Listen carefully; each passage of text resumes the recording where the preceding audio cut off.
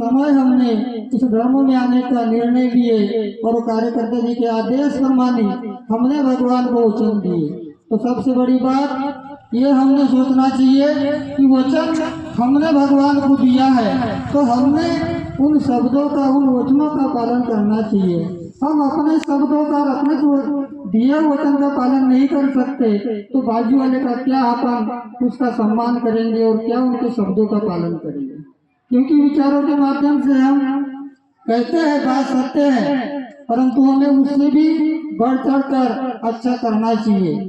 सबसे बड़ी चीज इस धर्म में शब्दों को महत्व दिया गया है, क्योंकि हमारे सदगुरु मानते हैं कि बाबा जूमदेव जी ने कोई चीजों से भगवान को बांध के नहीं रखा है, फिर भगवान को खड़ा किया है तो शब्दों पे किया है।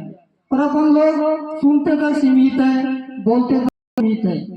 इस धर्म में बताया है शब्द बहुत महत्व की चीज है। और दूसरी बात कर्म, जो हम मानव के प्रपंच के लिए, अपनी स्थिति के लिए जो कर्म करते हैं उस कर्मों में भी बाबा के आदेशों का पालन होना चाहिए, शब्द में भी पालन होना चाहिए। जो आदमी समझ, जो सेवक समझ गया, उस सेवक को भगवत के बारे में बताने की जरूरत नहीं रहती, उसको सिर्फ उसके कान तक आवाज जाना चाहिए। वो अपना जीवन का समय निकाल कर भगवत कार्य में जाता है। ये सत्य है। आज धर्म में बहुत सारे सेवक है, परंतु सेवक का अर्थ मालूम नहीं है। और धर्म में रहने के बाद में भी आज कहीं ना कहीं हमारे जीवन में, हमारे परिवार में दुख निर्माण होता है, वो हमारे कर्मों का दोष है। धर्म के पहले हम गलत क्या है, सही क्या है नहीं समझते थे, इसीलिए हम इधर उधर बाहर घूमते थे और अपनी गलती को सुधारने के लिए किसी और को बोलते थे। पर इस धर्म गुरु ने बता दिया है कि सब कुछ फर्क है तो मानव के कर्मों में।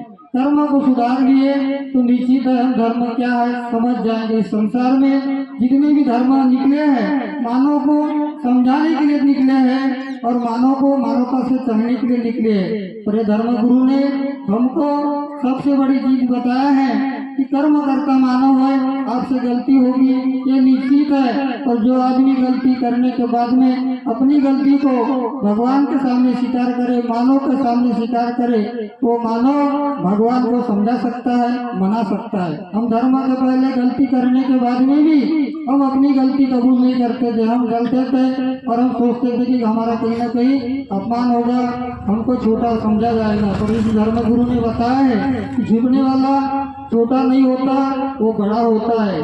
तो मैं आपसे विनती करता हूँ, हम मानव धर्म में आए हैं, गलत जगह पे नहीं आए हैं। कौन क्या कर रहा है उसके तरफ नहीं देखना है, हमने किसको वचन दिया है, हमको क्या करना है, सामने हमें क्या पाना है, ये उद्देश्य लेकर अपन चले तो निश्चित है हमारे जीवन में कभी भी किसी बात की कमी नहीं होगी। मैं आपके सामने विचार रखा और वहाँ एकता लोगों ने विचार भी दिए। उन बातों को मेरे से समझने में या कोई बात समझाने में गलतियाँ हो सकती है, आप भगवान के तुल्य हो, आप मेरी गलती को क्षमा करोगे।